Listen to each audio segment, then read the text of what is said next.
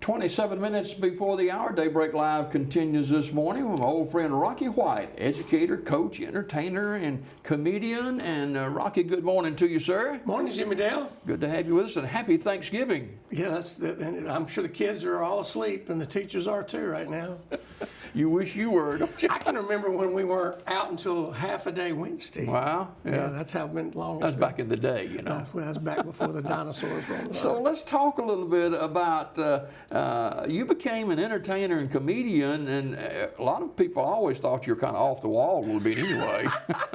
It's funny you say that. Yeah, I probably get my humor from my mom and a little bit from my dad. But yeah, I mean, to stay young in teaching and coaching, you got to have a little humor and laugh at yourself, and of course laugh at people. So I have people ask me, or they tell me I have a pretty good memory, so I have a lot of stories that I tell. Well, we're going to get to some of those in a few minutes, but let's go back to education. You were here in Silicon quite a while. Yeah, this was my second job. Don Flippo and John Carter and Joe Morton. Don't want to give Dr. Morton credit. They hired me in 1987. What a mistake that was. Do you want me to open for you at the comedy club? Some people would, yeah. Some people might say that, but anyhow, yeah, this is my second job. So I was 23, and when I came here, I was single. I was dating my wife. Now I was dating her when she was going to CAC, and so this was my second job in 1987, and Coach Flippo actually put me in an area coaching that I had never coached before. You know, being 23, I didn't play offensive line, but he needed an offensive line coach, and he asked me if I could do it, and I said sure. So my dad always told me, my dad was a college coach and a high school coach, and he always told me, he said, coach every position you can because it'll make you a better coach in the end. Talk about your dad a little bit. I'd forgotten about that. He had Tommy White. Yeah. Yeah, Dad, he played at West Blockton. He has a tie with Sylacauga. He was at West Blockton with Coach Higginbotham, who eventually coached at B.B. Comer. He won a state championship with Coach Higg, but his sophomore year, my dad played over here at Legion Stadium against Sylacauga in 1954. In the 4 years that my dad played, they only had 2 losses. Wow. And one of them was over here. So that was an experience. Yeah. You retired from Sylacauga school system, went to Georgia, and you commuted there for what, 10 years? 10 years, yeah, 89.4 miles from my driveway. You remember well. Oh gosh, it's funny because I can remember every waypoint. You know, I like military history, and so waypoint is a word used. You know, the red light in Talladega, and the gas station in Oxford, and the Heflin exit, and the Georgia line, and of course I had to stop at the rest stop a few times when you get a little bit older before you get to school. So, but yeah, I know all the waypoints all the way over there, but. People have said, how did you do it? You know, you make sacrifices. A lot of people don't do that these days. But, you know, I made a sacrifice to get up. And I sometimes, here's the bad news. If we had a faculty meeting at 7 o'clock Eastern, I was up at 3:20. Wow. 3:20 and getting in the car about 4:20 and heading out. So Wow. those were rough mornings. I didn't enjoy those faculty meetings. So when did you retire? I just retired in May this year. I came back out of Georgia and did a year at Clanton at Chilton County for a year. And I wanted to do a little bit more, but my body just wouldn't let me do it. Yeah.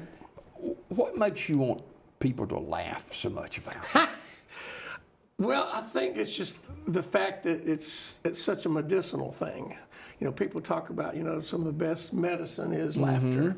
And so... Merry heart, you know? Yeah, that's right, Merry heart. And so I think you want to make people feel good about themselves, and laughter is one of the biggest things. And, you know, you had asked me about how I got started in it off camera. I got dared to do this. I was doing bus duty in Georgia. And this in the afternoon, and I had a math teacher and a history teacher that was doing it with me. We had, you know, different weeks that we did bus duty. And so that week we were out there, and they all kind of said what a lot of people said, well, how long you been in education? And at that time, I think I said 26 years. or 27, I'd been over there about 2 years. And they said, well, tell us some stories about Alabama. So I just started telling them about when I worked for Coach Bryan at Alabama and telling them some of my athlete and student stories, and they're just cracking up laughing. I said, man, those are some great stories. You need to write a book. And I thought about it, and I thought, okay. And so then I didn't write a book or anything. I just wrote some stuff down. And then I told some more stories. And they said, you need to go be on stage. And I said, oh, where would you do that? And they said, oh, there's all kind of places in Atlanta and Birmingham. And I said, okay. Now, you're just kind of innocent to it all, right? I mean, you know, just kind of telling stories, you know. And really. And I thought to myself, well, what do you call that? So I got on the phone. And I called Stardom in Birmingham, which is one of the biggest comedy clubs in the Southeast. And I called up there, and they had a side room called the Broadway Room where you had open mics on Tuesday nights and Thursday nights. Now, just for the rookies? Right, for the rookies. But here's the thing. It's not just anybody. Okay. They wanted, I had to, in fact, when I called the lady, and I can say this now that I'm retired, I called between chemistry classes. I'm out in the hallway, and I'm calling her, and she said, well, we don't take just anybody. Can you give me a couple of stories or lines so we can see if you're worthy of coming? And so I did, and she's laughing, and she said, well, can you come to 2 shows? And so when she said that, can you come to 2 shows, I thought, well, maybe I might be okay. Maybe I might be pretty good. And so I go, and I'll never forget when it was. It's April the 8th, 2017. There was 21 of us, and we drew lots, and I was number 21. I was dead last. And I didn't really like that. I was like, oh, my gosh, I'm going to have to wait through all this. Wringing your hands? Well, not that, but, you know, it's going to be a late night. A lot of people are going to leave because it's a Tuesday night. A lot of people are going to leave to go to work. I thought, well, there won't be anybody in there. I won't win. I said, I won't even get 3rd place, you know. And so I go out and I go on stage, and, of course, you come back in and into the side part, and they all call you out in there, and they say, okay, we're going to announce the winners. And they announced 3rd place that I thought I might get, and I thought, well, I'm not getting anything. 2nd place. And then 1st place tonight is Rocky White. Oh, wow. The first night, I was like, what? Really? And they were like, ah. And of course, after the show, they're like, you're really a teacher? And I go, yeah, I'm currently a teacher. Tell me a funny. Oh my gosh, I can't tell you. Tell me one from that night. From that night? Clean. Oh my gosh. Oh, what can I say? Oh, you caught me off guard. I wasn't expecting you to do that to me. Let's just say this. It wasn't in the notes. I'll say this. I'll tell you what happened to me. Okay. How about that? Because I told this from that night. One day, you know, in the education world, we don't have the best toilet paper. Okay. You know, it's kind of like NASA. You know, we get the most.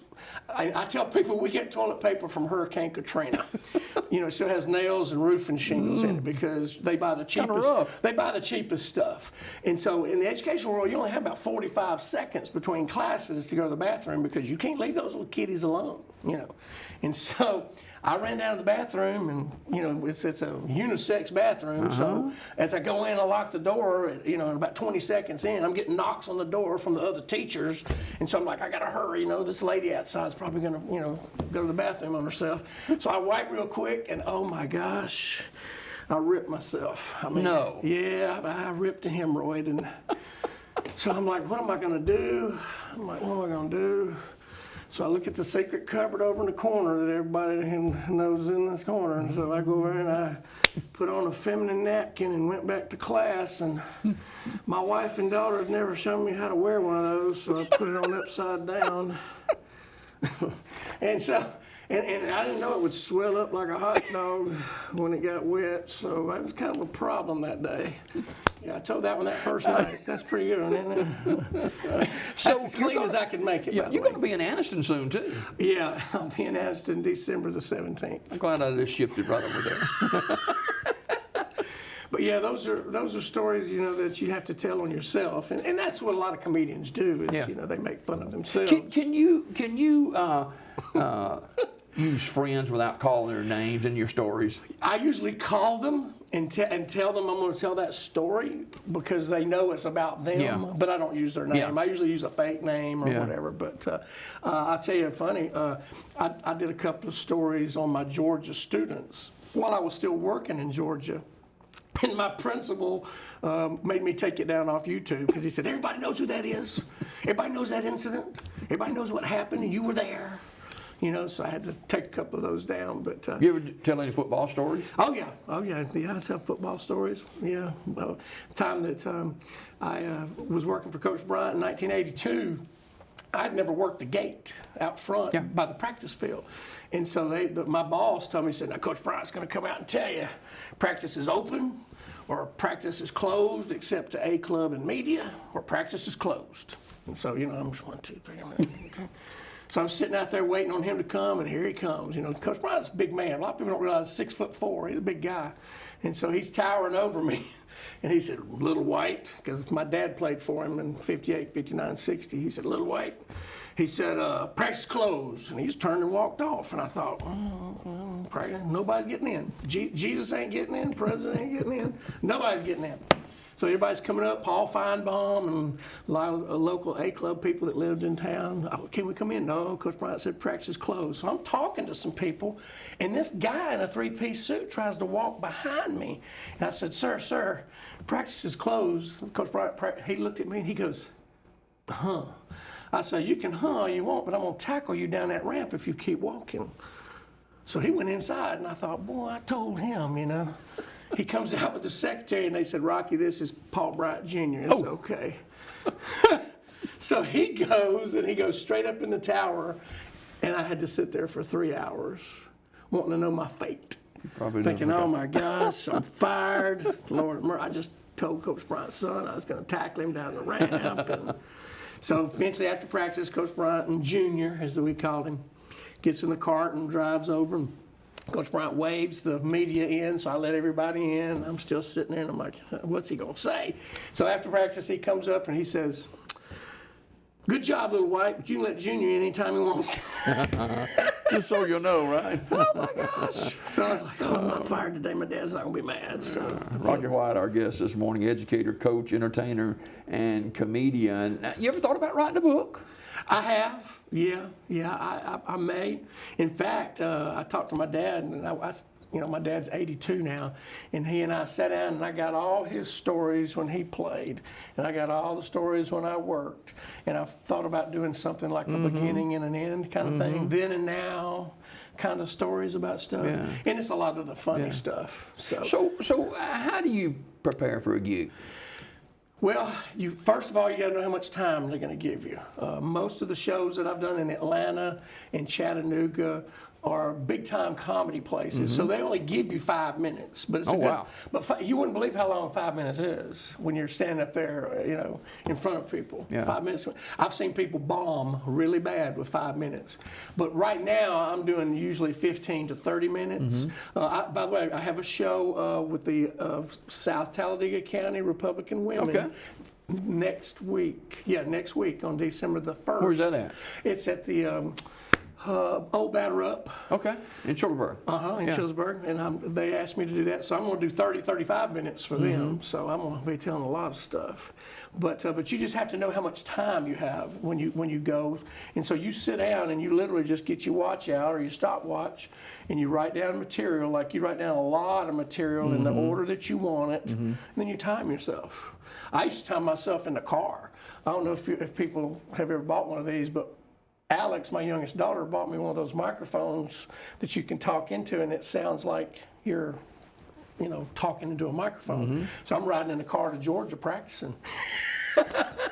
What people think when they go by you? Huh? I wonder what people think when they drive by you. They're probably thinking, why has he got that big black microphone in his mouth right there? What's he practicing for? So, anyway. Wow. Do you reuse material, or you? Yeah, but you try to mix it up to not use the same material, especially when you know people that have seen your show. You know, you want to give them more than just the same show because they're not going to come back. And so what I usually do, and I learned this from working with people in Atlanta, they told me, they said, use your best material, but then sprinkle in some new material or a story you haven't told in a while, because people want to laugh, and a lot of people haven't heard your good material. So that's what you do. You just sprinkle it in. But they told me, said, do your best stuff first, save your second best stuff for last, and then fluff in the middle. So depending on whether you do 5 minutes, 10 minutes, 15, 30, whatever. Yeah. Do you kind of close with a flurry, or how You do you have to. okay. Yeah, that's that. I learned people in Atlanta told me, said you need to do that. You need to, you need to open. Well, you need to open to get their attention. Yeah. And then you got to close with a flurry, as you say. Yeah. So why the jacket? This is one of my lab coats that I wore in school. I wanted a niche, and a lot of the people that I've talked to said everybody recognizes me, and I'll tell you a story about that. Is I did those shows in Birmingham at Stardome, and I won that first night.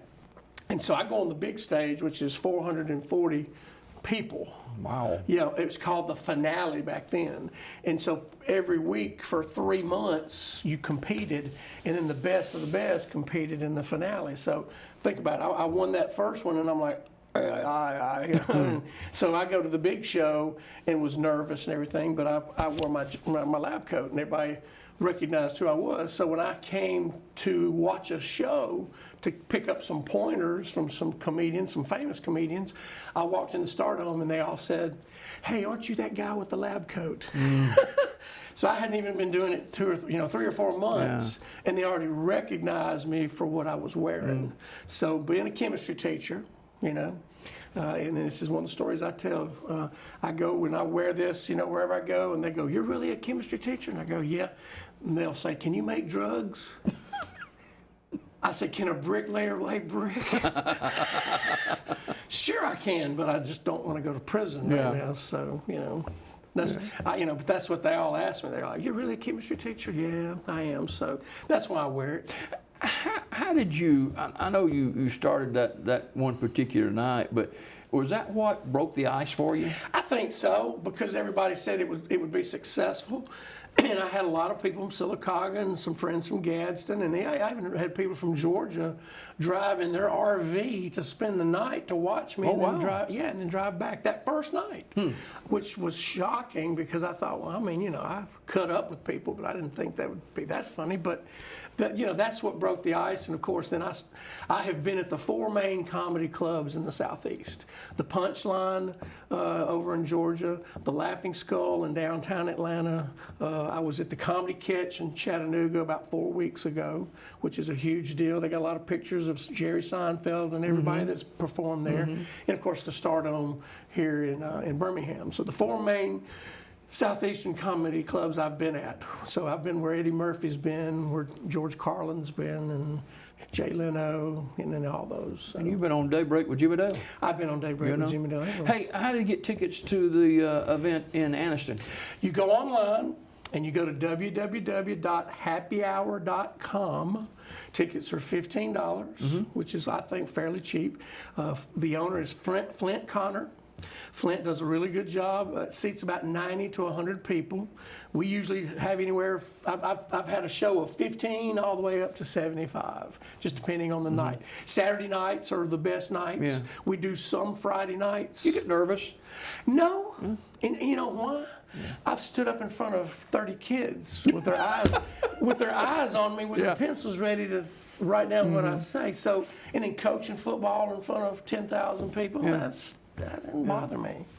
And that's what they all said. That's the biggest thing. Because most comedians, you can see them if they're shaking, and I wasn't doing No that. TTing in pants, right? No. Okay. No, not even at 59. Rocky White, our guest this morning, educator, coach, entertainer, and comedian. He'll be at the Comedy Club in Anniston coming up in a few days. And if you want to laugh, laughter, they say, doeth good like a medicine. That's what the word said. And so Rocky will help you out on that. And when you write a book, let me take a look at it. Okay. It'll be fun, believe me. All right. One more thing before we go. Can't let you go without telling something. We got people going to work today. They're under a lot of pressure. Maybe going to the doctor, and they need to laugh. And nobody any better than I know to make them laugh and give them a good laugh is Rocky White. Well, I'll tell you this, and because I'm a historian too, but George Patton used to say, "Don't call me unless you want somebody to do a good job for you." Now, a lot of people didn't like him. But same for me. I think the people need to know that they need to get up every morning, pray to the Lord, ask for a new day, start a new day, and be grateful that they have a new day to start out, and knowing they're going to make an influence on somebody's life. I mean, that's what teaching was all about. We've got one more minute. Tell me a funny before we go. Oh my gosh! You had 5 minutes on stage. You put me on the spot though. Tell you funny. I'll tell you one on my wife, and she'll appreciate. All right. Okay, because she lets me tell stuff on her. We're going to her funeral. It's not her funeral. Her uncle's. Oh my goodness. Her uncle's funeral in Jemison. So we're in the middle of the woods in Verbena, driving along, all solemn. Oh yeah. She goes, "Look at that deer stand." Where? Right there. Right there. I said, "Honey, that's a U.S. Forestry Watchtower. It's 500 feet off the ground. I could shoot Godzilla in the face and parachute out and have to gut him." Now that's a true story, people. You can't make that up. Oh, How about Rocky, that? I appreciate so much you joining us this morning. It's been a pleasure. Let's do it again. Okay, Jimmy Dale, I'll be glad to. Rocky White, our guest this morning on Daybreak Live. Don't forget, you can see him at the Comedy Club in Anniston coming up. And again, how do they get tickets? www.happyhourcomedyclub.com. And I also have a show on January the 6th on a Friday night. So. And you got the latest thing at the old Batters Up? December 1st, you can call Nancy Stroop. I won't give out her cell phone number, but if you can get a hold of Nancy Stroop, she'll get you tickets to the Republican Women's Dinner on December 1st next week in Julesburg. All right, Rocky White, our guest this morning. More Daybreak coming up just ahead.